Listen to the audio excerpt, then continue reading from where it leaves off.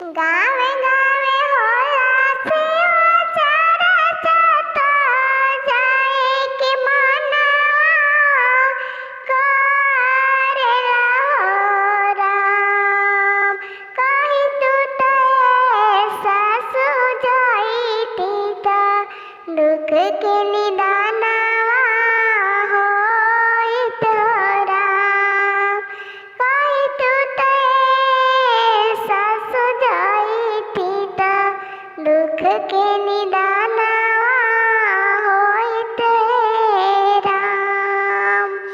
एतना बोली सासु सुनाली बरजी के बोलेली हो राम।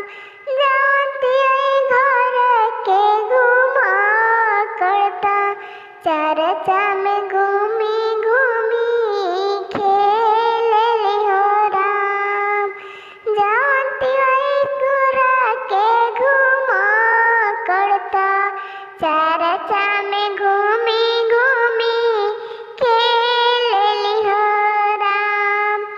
एतना बचाना हम सुनानी ते जड़िया पर सोइले हो राम।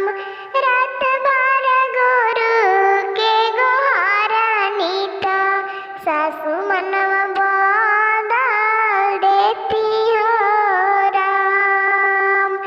एक दिन गुरु रौराई थी ता सासु मनवा बदल देती हो राम। एक दिन गुरु रौराई थी ता सासु